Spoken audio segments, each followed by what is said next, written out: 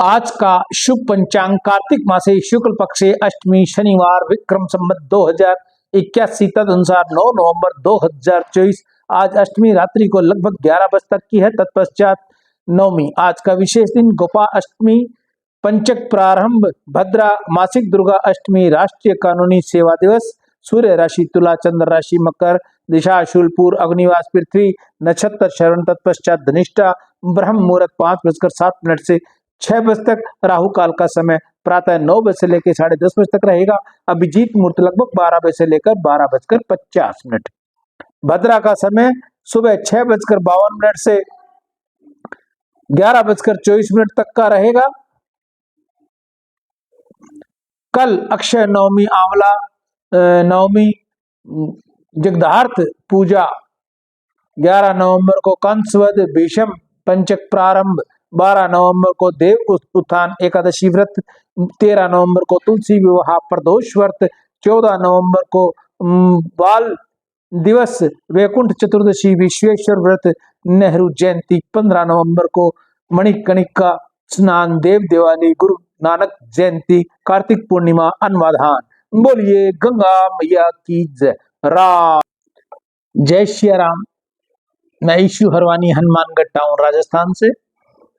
आज हम आपको गीता प्रबोधनी का कुछ अंश सुना रहे हैं।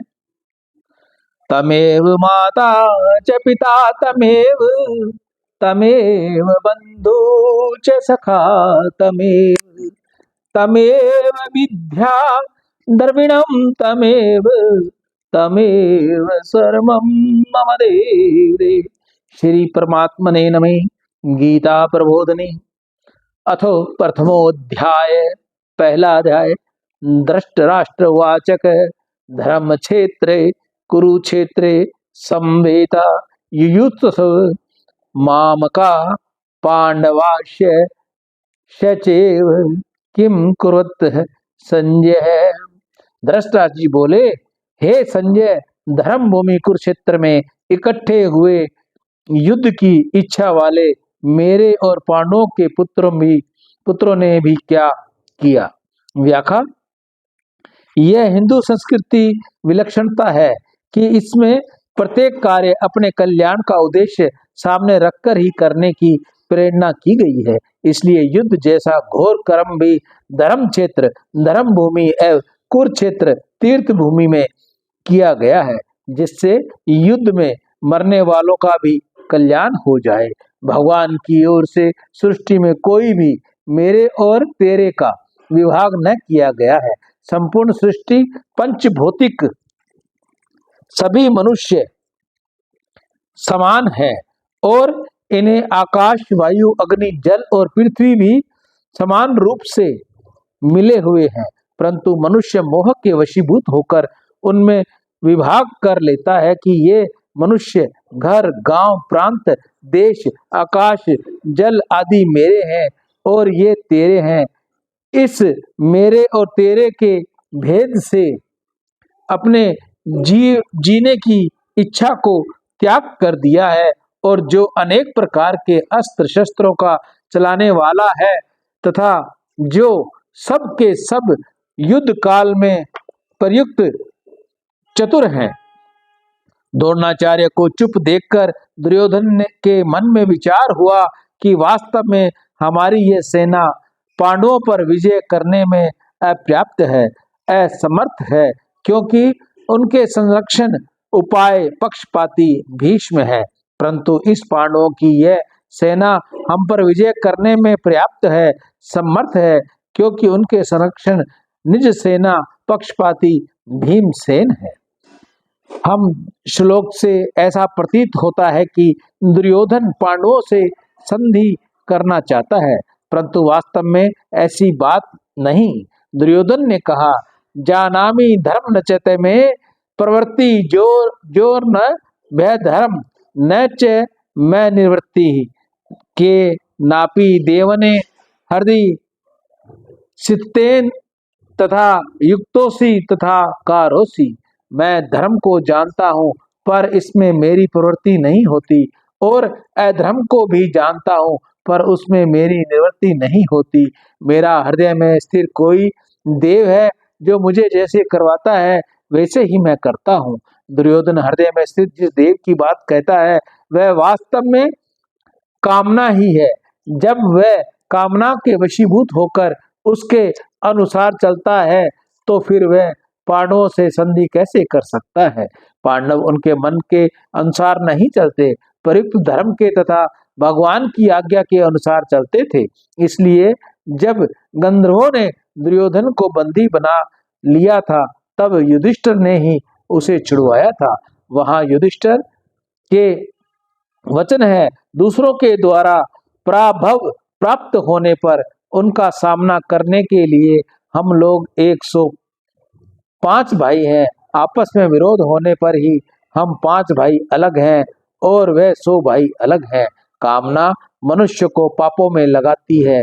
गीता 3 अध्याय 36 और 37 श्लोक पर धर्म मनुष्य को पुण्य कर्मों में लगाता है।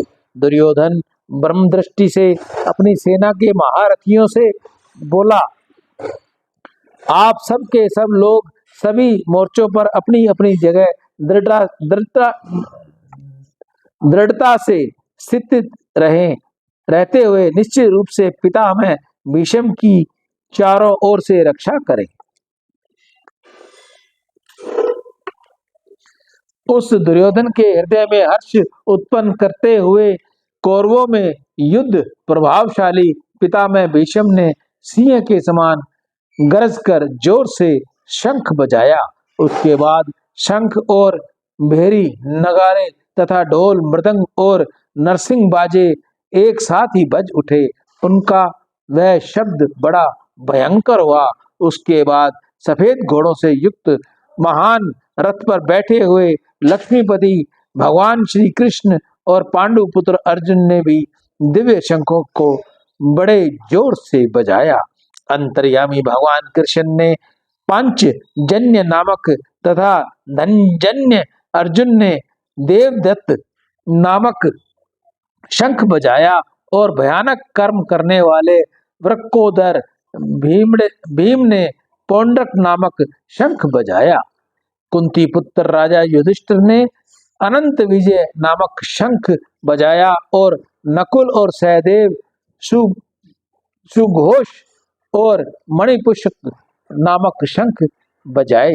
हे राजन, श्रेष्ठ धनुष वाले काशीराज और महारथी शिखंडी तथा धृष्टद्युम्न एवं राजा विराट और अजय सत्यक राजा द्रुपद और द्रौपदी के 5 पुत्र तथा लंबी लंबी भुजाओं वाले सुभद्रा पुत्र अभिमन्यु, इन सभी के सब ओर से अलग अलग अपने अपने शंख बजाए और पांडव सेना ने शंखों के उस भयंकर शब्द ने आकाश और पृथ्वी को गूंजते हुए अन्यायपूर्वक राज्य हड़पने वाले दुर्योधन आदि के हृदय में विदीर्ण कर दिया।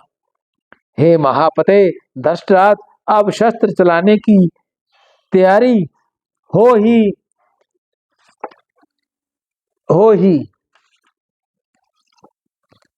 अपनी अपनी जगह पर स्थित उन संपूर्ण बांधवों को देखकर वह कुंती नंदन अर्जुन अत्यंत कायरता से युक्त होकर विषाद करते हुए ऐसा बोले।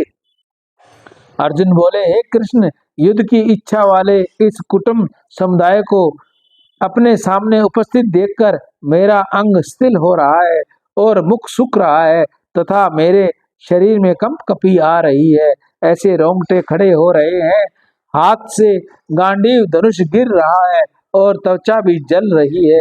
मेरा मन भ्रमित सा हो रहा है और मैं खड़े रहने में भी असमर्थ हो रहा हूँ। हे केशव, मैं लक्षणों शकुनों को भी विचलित देख रहा हूँ और युद्ध में स्वजनों को मारकर श्रेय लाभ भी नहीं देख रहा हूँ। हे कृष्ण, मैं ना तो विजय चाहता हूँ, न राज्य चाहता हूँ और न सुखों को ही चाहता हूँ। हे गोविंद, हम लोगों को राज्य से क्या लाभ, लोभों से क्या लाभ अथवा जीने से भी क्या लाभ,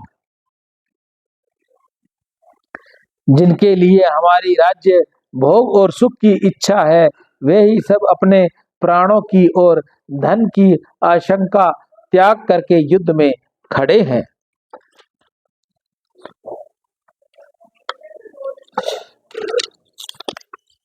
अर्थात पिता पुत्र और उसी प्रकार पिता में मामा ससुर पौत्र साले तथा अन्य जितने भी संबंधी हैं, मुझ पर प्रहार करने पर मैं भी उनको मारना नहीं चाहता। हे मधुसूदन, मुझे त्रिलोकी का राज्य मिलता हो तो भी मैं इनको मारना नहीं चाहता, फिर पृथ्वी के लिए तो मैं इनको मारूं ही क्या।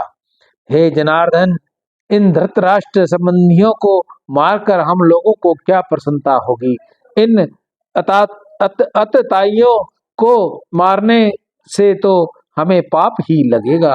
इसलिए अपने बांधव इन धृतराष्ट्र संबंधियों को मारने के लिए हम योग्य नहीं, क्योंकि हे माधव, अपने कुटुंबियों को मारकर हम कैसे सुखी होंगे।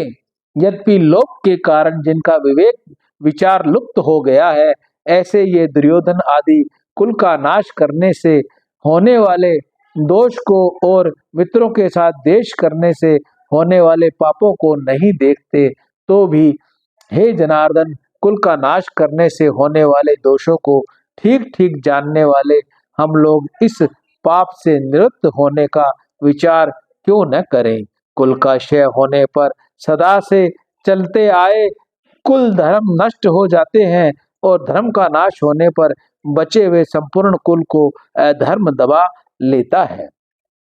हे कृष्ण, अधम के अधिक बढ़ जाने से कुल की स्त्रियां दूषित हो जाती हैं, और हे वार्ष्णेय, स्त्रियों के दूषित होने पर वर्ण संकर पैदा हो जाते हैं।